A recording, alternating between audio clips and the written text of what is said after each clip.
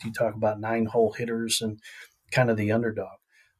Three of our last four All-Americans going into this year were walk-ons. Three of the last four All-Americans we had were walk-ons. So I think what coaches are terrible at doing is Arteaga drives one to center. Miller hustling over. Diving catch by Ian Miller. A great catch. 3, 2, 1. Hello, everybody. Welcome back to another episode of the 9-Hole Podcast. This is Ian Miller. I am joined by an extremely special guest, just a legendary baseball coach. We were just talking about it earlier. We'll get into it. Ryan Folmar, head coach, Oral Roberts, Golden Eagles. Man, what's going on? How are you doing?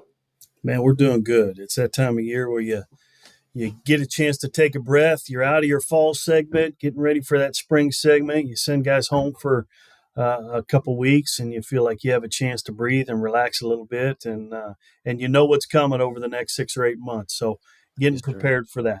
I love that. How's what's going on right now in terms of like practice? So how's everything looking? I know you guys are about to go on break, you said, or you are on break. I mean, the practice kind of schedule looks different, obviously, as you creep into the season as opposed to, the spring or end season. Yeah, very different. So I'll actually back up to when we kind of get our guys here in the fall. We start class in the middle of August at some point, and really that's when our workouts begin. So as soon as we get our guys on campus, we have about a 5-week period where we can do some small group work, some foundational work before we get into a 45-day segment of our fall practices where it's full squad, team, inter-squad games, all those good kind of things. And then after we get out of that usually takes us about to the first week in November. And then we're back into some small group work before we send them home right after Thanksgiving. So now we're in a little bit of downtime. Again, the scary thing is you get guys in really good shape, get them in great shape before they take off, and then they're home for 6 weeks, and you're relying on guys to make good decisions when they're at home to make sure that they're ready to go when they get back. So a fun time of year, but a scary time of year for us as well.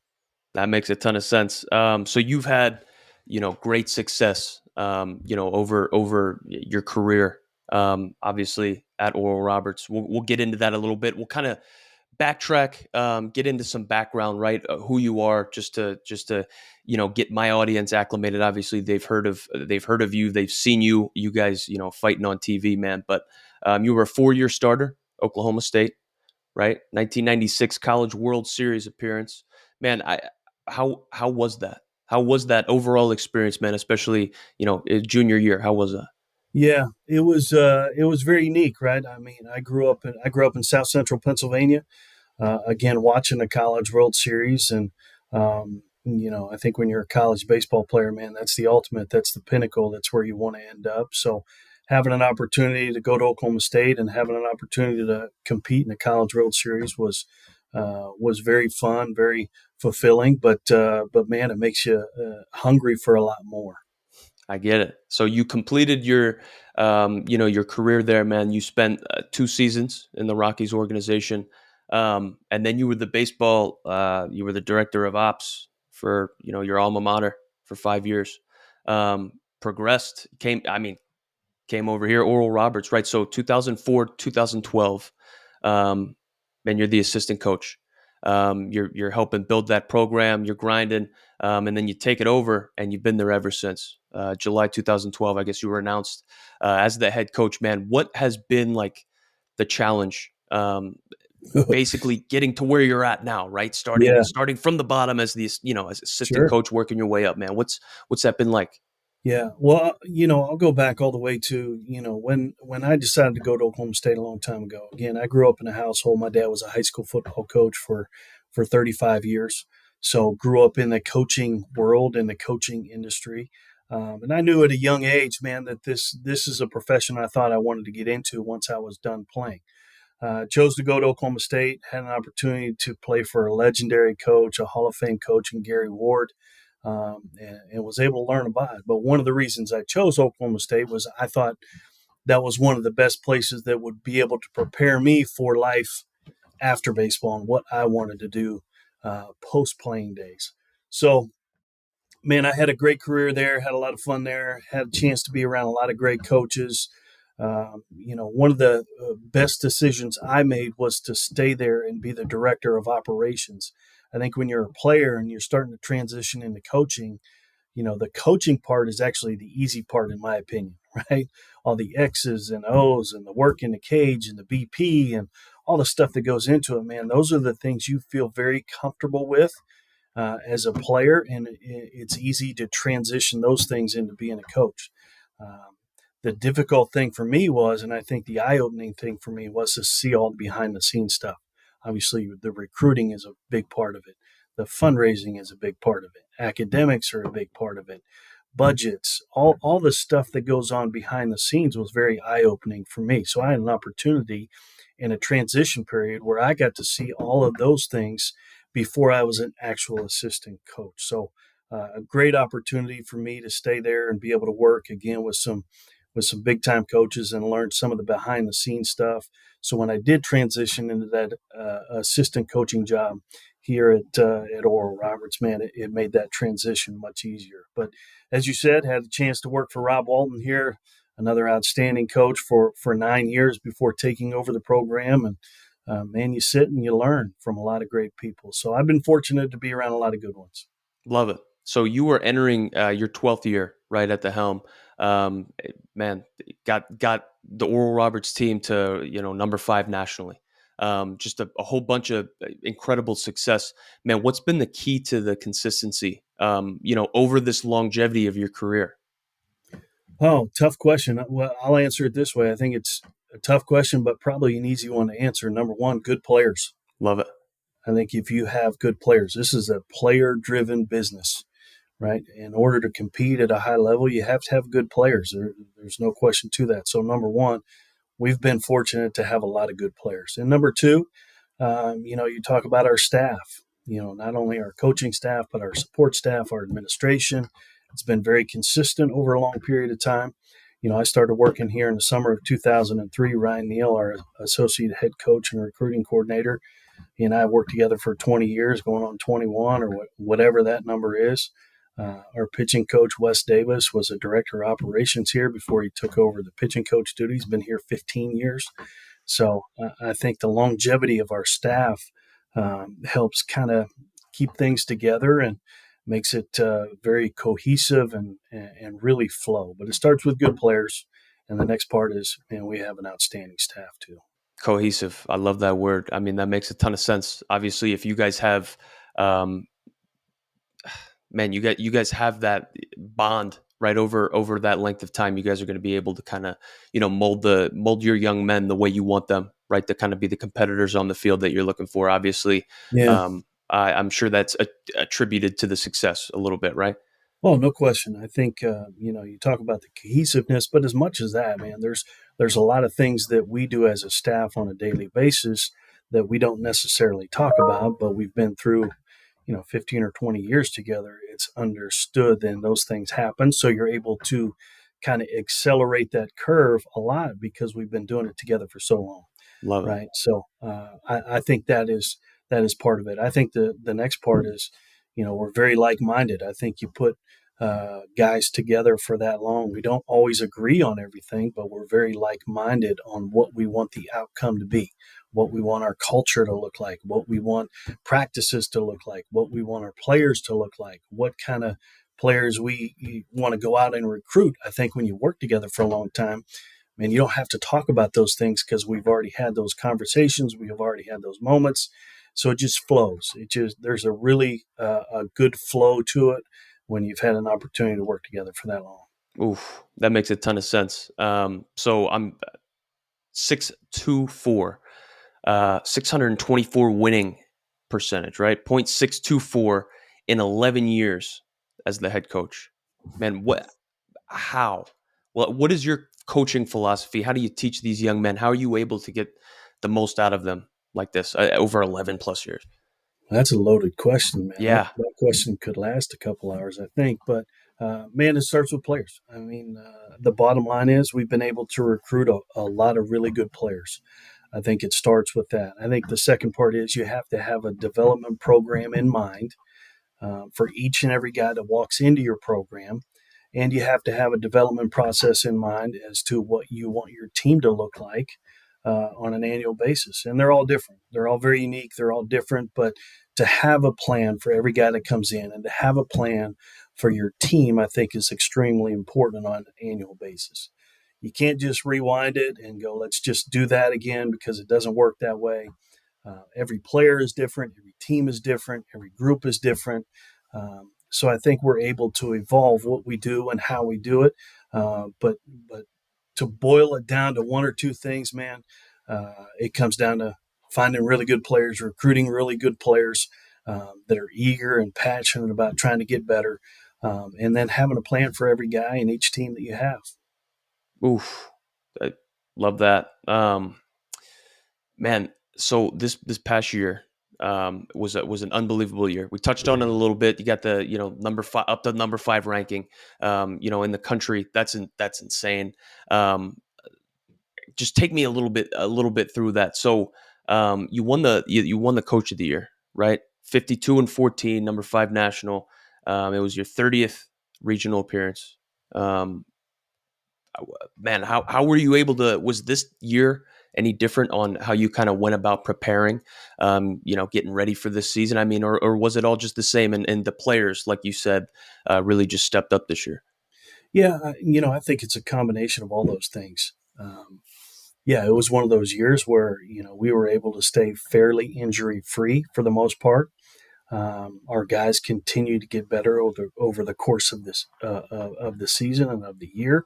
And then we had a bunch of really talented players. I mean, we had a lot of good players that really performed at a high level. I think it's a combination of all those things. But I think one of the things we're very proud of, and you mentioned it kind of in that introduction there, is this isn't our first time.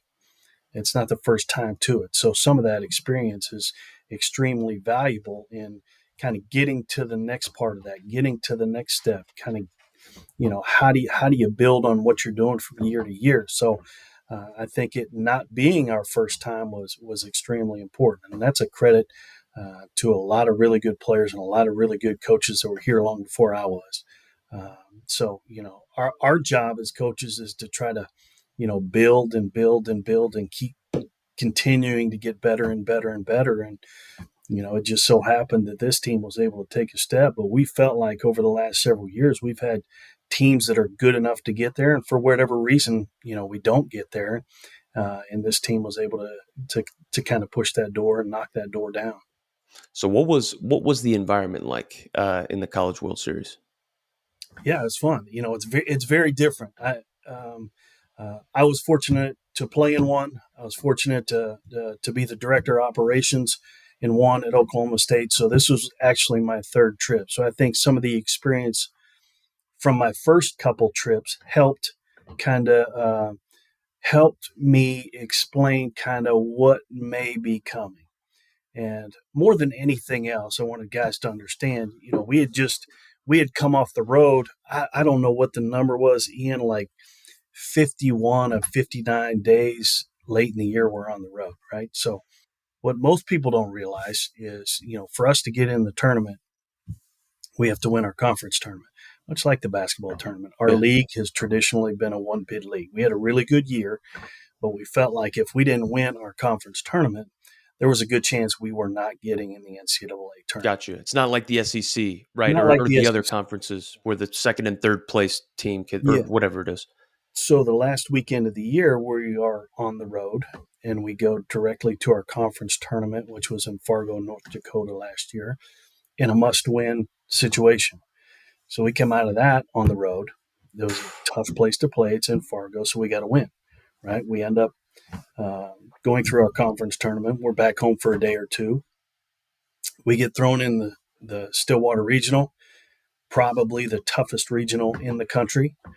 When you look at the teams that were there, Oklahoma State was the number one seed in that regional. Dallas Baptist was the two seed in Mm. that regional. Washington, the three seed, and we're the four seed in the regional. So extremely tough regional. Able to get through the regional in a place that's really tough to go play. but we were familiar with because we had been there several times and had been there earlier in the year. So very familiar. Then you go on the road again to Eugene, Oregon. And I've shared this several times, I think, throughout my career, and I've been in college baseball a long time. That was probably the toughest environment, in my opinion, to try to go win a series. And we've been all over. We've been, you name it, we've probably been there at some point. But that place, that weekend was as difficult a place as I've ever been. And we end up finding a way to win that regional. So going into Omaha, to kind of get back to your question here, to you prepare your guys and go, hey man, this is going to be way different than Eugene, Oregon. Yeah. This is going to be way different than Stillwater, Oklahoma. This is going to be way different from Fargo, North Dakota. And the reason being, when people come to see a game in the College World Series, they want to watch a good college baseball game. Most of the fans that are in attendance don't have a team that's there. They just want to Mm. come witness and watch and see a lot of really good baseball. So it's such a different atmosphere and a different environment than what we had played in the last 3 weekends that it was relaxing, I think, for our guys. Oh, I love it. And you go in there and you really have nothing to lose. And it's not like you're the team that everybody's rooting against anymore. You just get to go play. And I think that was very refreshing and very fun for our guys to be able to just relax and go play. So great atmosphere. And what they've done with the College World Series over the last 30, 40 years is remarkable. What they do with that event is really cool. Yeah, and no, it's fun to tune in every single year. I look forward to it, man. So you touched on a little bit in order to get to the College World Series this past year. You guys had to go, Fargo, right, Stillwater, Eugene, and you guys had to show up and show out in big series, in big spots against big teams, big players. What kind of advice did you give to your team? What kind of advice could you give to the next wave of student athlete baseball players coming through the ranks on locking in the moment, not letting the moment get too big? Obviously you've experienced that a bunch, not even just through your playing career, but your coaching career. You probably have some solid advice for that, huh? Yeah, I think so. And you've heard this too as a player, I'm sure. When coaches talk about trying to play pitch by pitch, how important that is.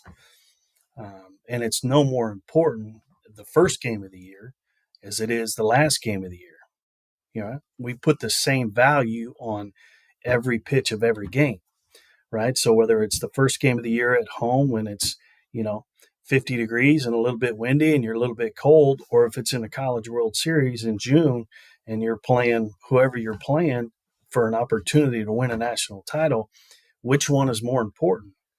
Well, if we're coaches that preach playing pitch to pitch or playing every pitch, then why is one more important than the other? So for us, our preparation was the same. The way we talk is the same. The way we prepare was exactly the same. Um, our pregame schedule was exactly the I same. love it. What we did was exactly the same. So that's part of it. And then the next part that we constantly talk about, if we're a team that wants to play pitch to pitch, whether it's first game or last game, if it's the first inning or the ninth inning, what's the difference? It's the same. If you're trying to focus and you're trying to play every pitch, why is a pitch in the ninth inning more important than a pitch in the first inning? Well, the answer is it's not. They're all important. So let's make sure we play them all, and that's how we approach it. I'm a huge fan of college football and especially college football coaches.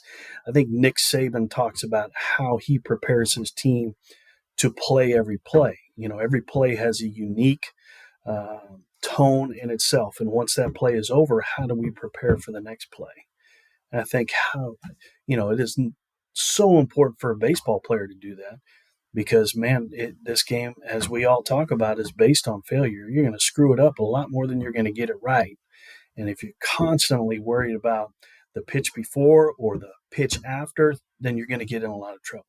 So I think for us, man, learning how to play every pitch is extremely important. And as vanilla and as plain as that sounds, I think that's what helps us over the longevity of a season is to figure out, man, every pitch is important. First game of the year, last game of the year, first inning, second inning, third inning, ninth inning. It all matters. It's all important. Learn how to play every one of them. And then you'll have an opportunity when you do get in that moment to be very relaxed because you know you're just worried about this one moment, this one pitch. That's big time. Oh, that's big time. That makes a ton of sense to me. That's I just didn't really know how to like verbalize that, right? I feel like I've tried to implement that without Yeah. consciously knowing it. Man, I love the way you're able to explain And it's that. hard to do, right? I mean, Oh, it's really tough to do. So, I think if you're a player or if you're a coach or if you're somebody that wants to teach somebody how do you do that, well, then as a leader or whatever position you're in, man, you have to take that same approach too. Am I going to get so worried about the last pitch that I can't think about the next pitch? Am I going to get upset? How am I going to react? What's my body language look like? If we want our players to play every pitch, man, if you're a coach or if you're a parent, if you're a player, you have to learn how to focus every pitch. You also have to learn how to let go of the last pitch. And that's a tool, that's a skill that you can learn, you have to learn. And, I think that's what we've done a good job over the last several years is how do we get better at playing every pitch? So this team did that. There were some moments early in the year, man, we were not very good. We just weren't. And we knew we had good players. We knew we had a chance to be really good, but we knew we needed to do a couple things and make a couple of adjustments. Man, and when we did, I mean, they took off. It really became a life of its own.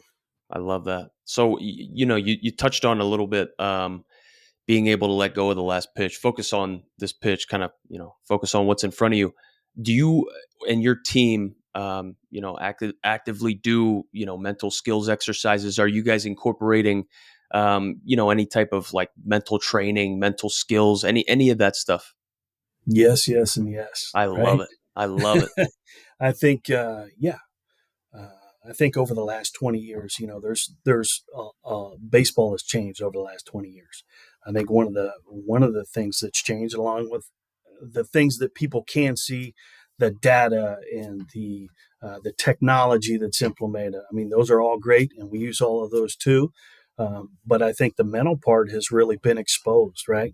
If we're going to train guys physically, right, then we better train them mentally too. And how do we do that? That's a lot harder to do than it is the physical part, right? The physical part, man, we can go out and we can take a lot of batting practice and we can take a bunch of ground balls, and man, you're going to get better physically at those things. But we've taken the same approach to the mental side of this as we have the physical side. So absolutely, we train it, and we train it every day, a little bit every day. And a lot of what we train, our players don't really know that we're training what they're trying to do mentally. It's Ah, kind of in a roundabout way. Um, for example, what we do in our cages is very challenging. There's a lot of failure that goes along with hitting in our cages. It's very challenging. The physical part is one part, right? We have to learn how to be sped up. We have to learn how to adjust to different speeds and different pitches and spin rates and breaking ball shapes and all the physical things that you can imagine.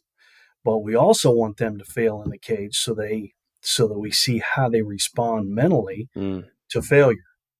So when we yeah. fail in the cage, we're actually getting ourselves ready to fail in the game at some point. And as you and I both know, it's coming.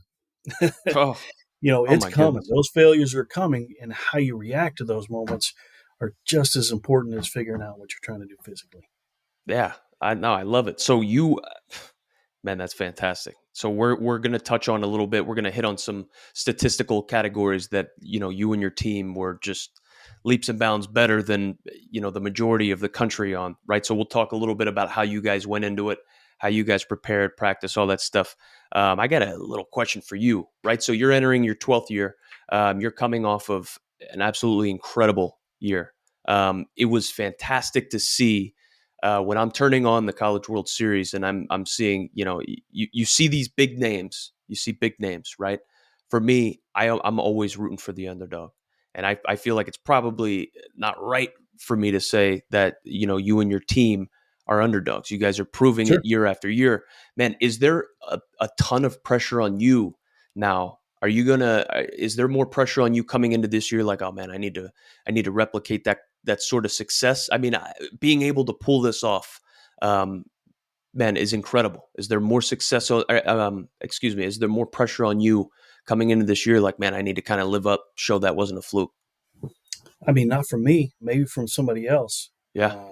But our goals have always been the same, man. We want to make a run, and ultimately, if you want to make a run, man, you better figure out how to get better, Mm, period. So when you talk about pitch to pitch and day to day, man, that's what it is for us. So a lot of the outside noise and where those pressures come from, man, you try to insulate yourself from that, knowing that, hey, our job is to, how good can we possibly get? How good can we possibly get? Let's bring in as many good players as we possibly can and coach the heck out of them to see how good we can possibly be. I think the difference now than it was 20 years ago is roster management is a lot tougher now than it's ever been, right? oh, So you had a pretty good idea of who you had coming back and the direction you needed to go. And you had a pretty good idea of what everybody else around you looked like, teams in your conference, teams in your area, because of who they had coming back, who was drafted. Well, now it's not that way. It's a yeah. more day to day, moment to moment, pitch to pitch, more than it's ever been.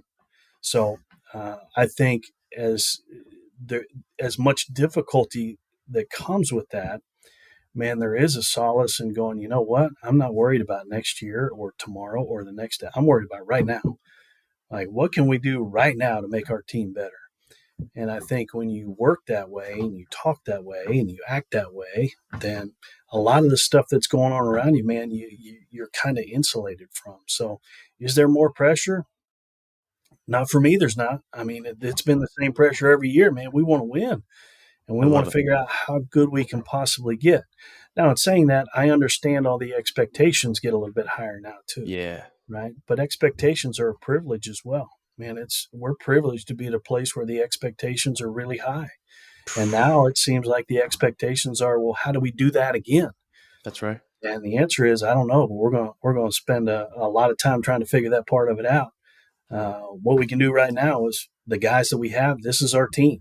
That's what it is. All right? There's no trades in the middle of the season. There's no free agency. Man, it's what we got right now. So we spend our time trying to get our team better and figuring that part of out, rather than kind of worrying about what the expectations might be.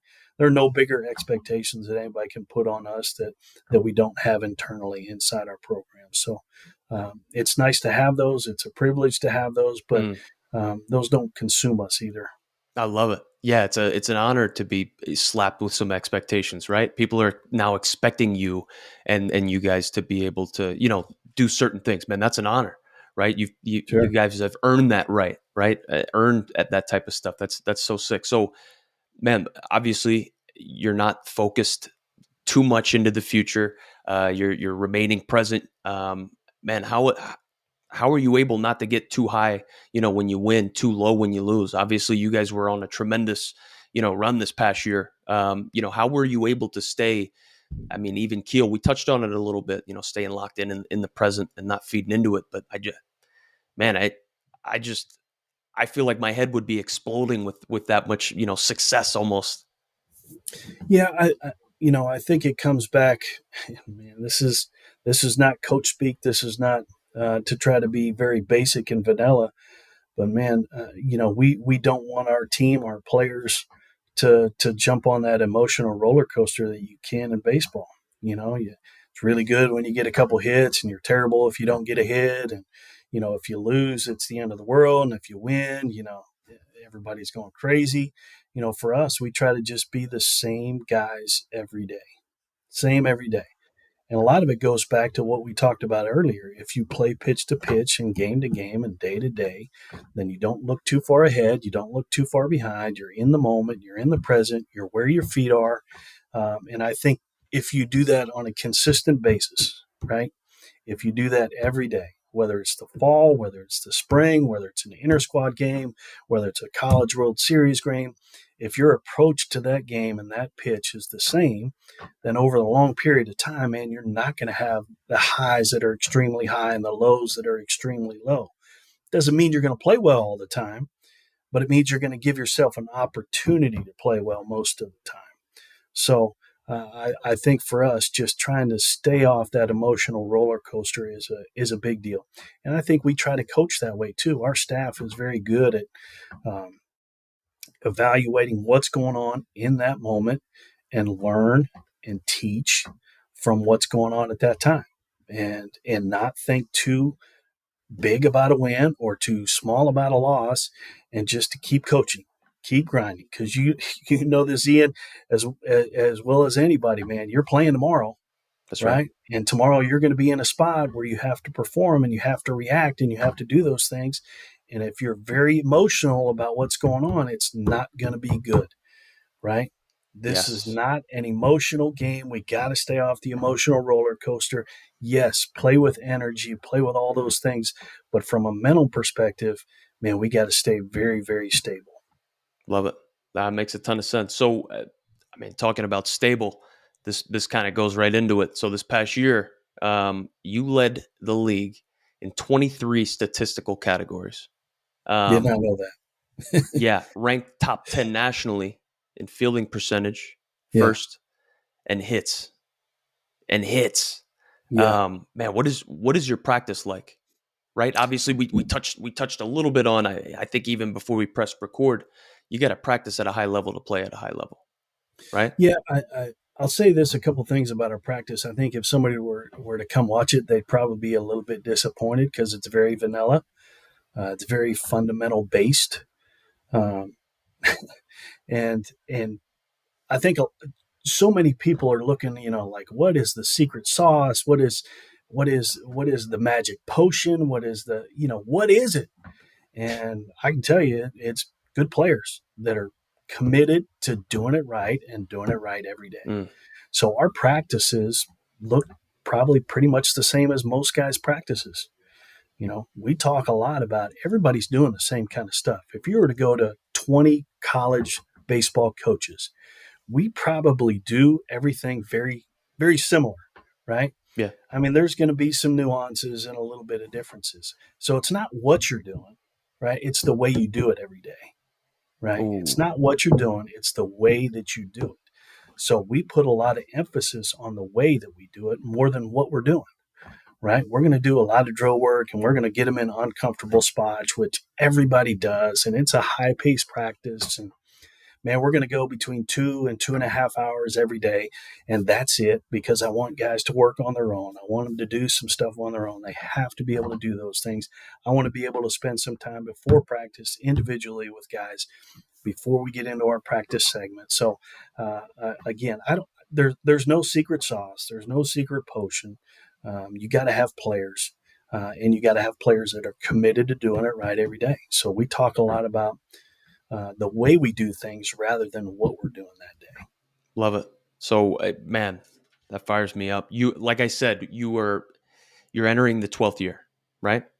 So you have developed a routine, you know, over that time that is, you know, fit to you, right? So, what is your game day routine like? What does that look like? What kind of, what's man? You wake up. Say your game is at, I don't know. Are you guys usually playing nighttime during the weekends and during the day in the week? Yeah, Friday night's usually a night game.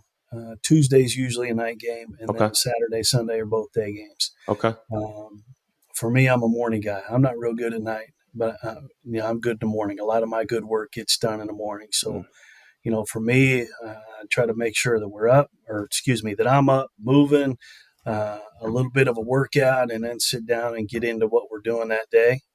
love it. Whether it be a practice day, whether it be a game day, again, for me, looks pretty much the same. I'm kind of a creature of habit, and I feel like, as you said, man, your routines are extremely important.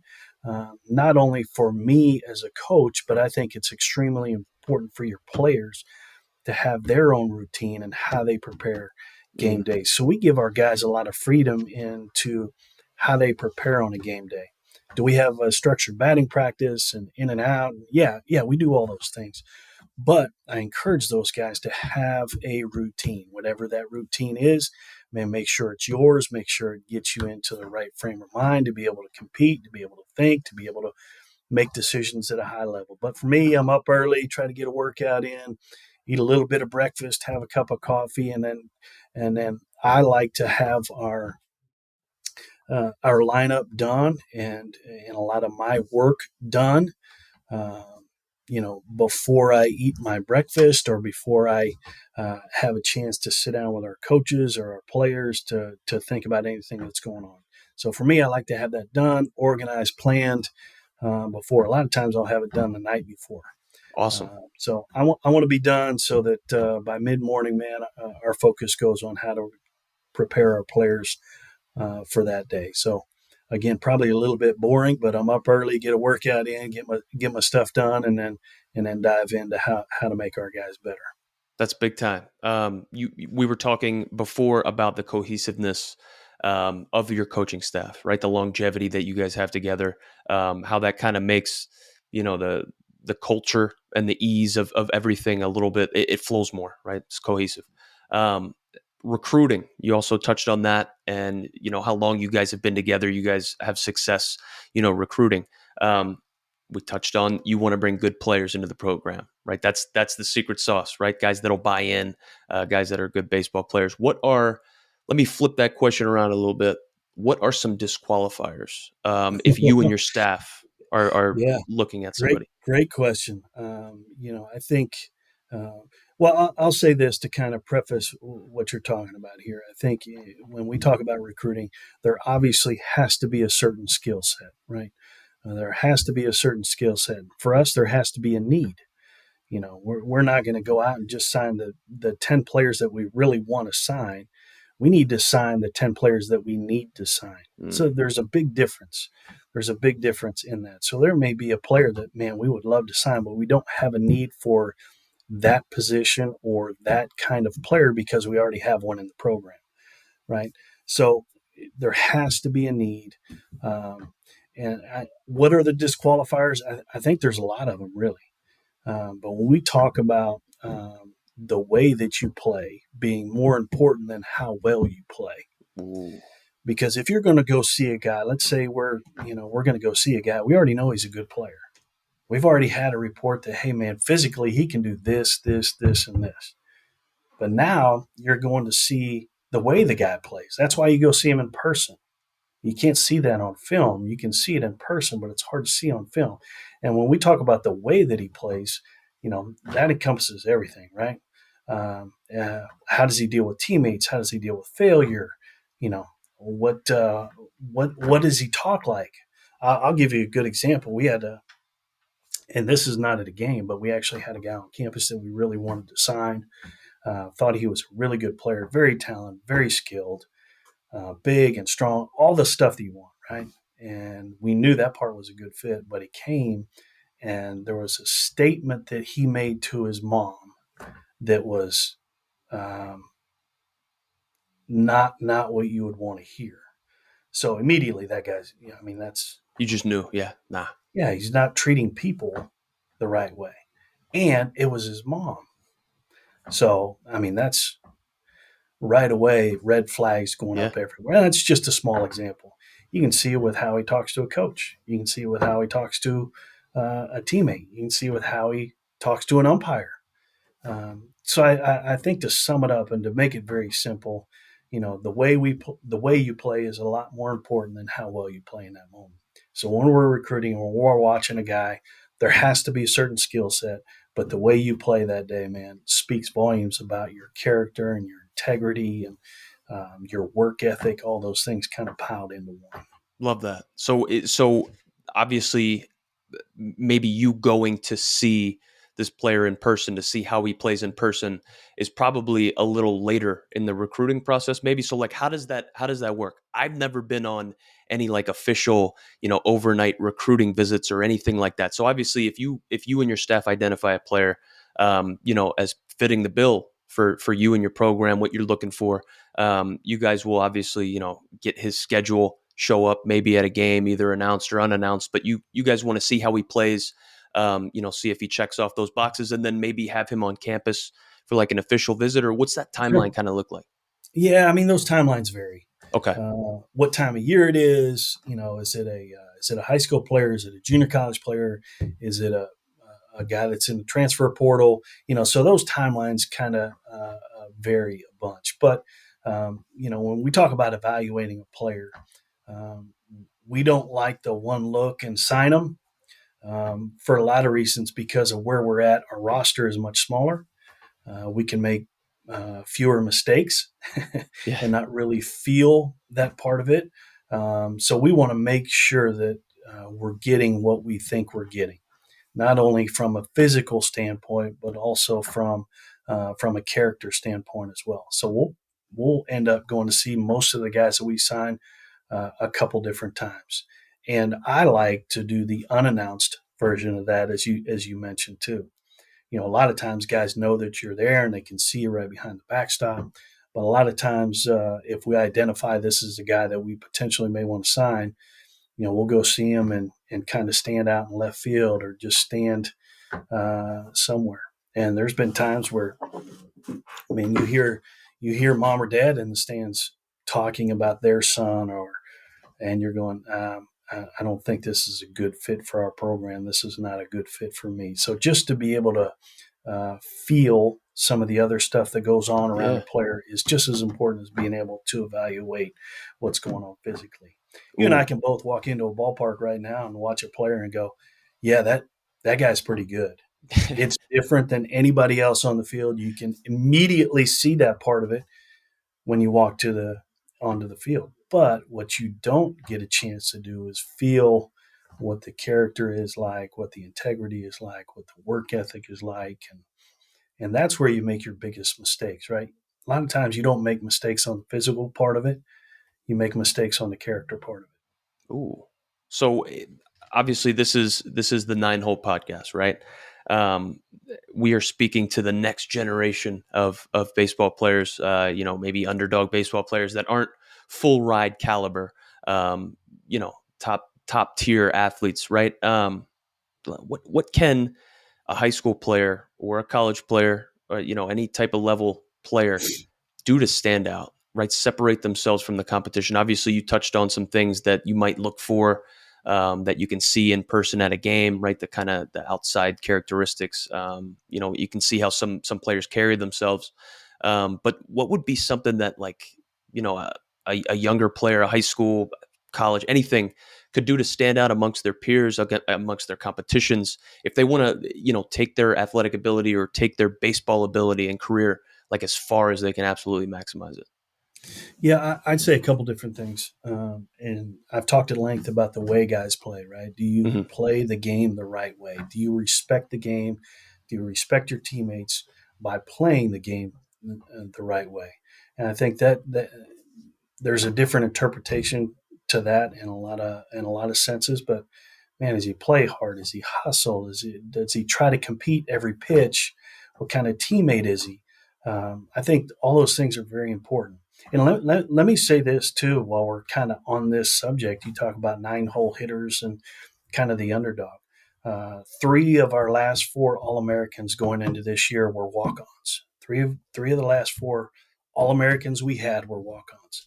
So I think what coaches are terrible at doing is putting limitations on players because of what they see physically in a small look. Um, so our job is to try to get good players with good character, with great work ethic, that are passionate about getting better and finding a way to help that kid get better, right? So, whether you're a scholarship player or a walk-on player, nobody cares. When you're on campus, nobody cares. It doesn't matter one bit, right? We want to surround ourselves with guys that are a lot like us, that want information, that want to work, that want to get better. And when you do that, man, next thing you know, you're going to have some pretty good players around you that you may not have expected to be as good as they were. So, again, man, I think the way that you play, all right, is a lot more than how well you play that day, how skilled you are, but the way you play speaks volumes about who you are. Mm, yeah. Oh, love it. So two more little quick questions for you.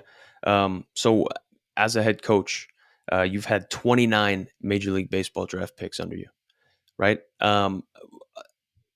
with that large number you've been around, I mean, obviously you've been around some of the top talent, going into the next level, man. What do those players do, um, like different or better, that they're able to kind of get that opportunity?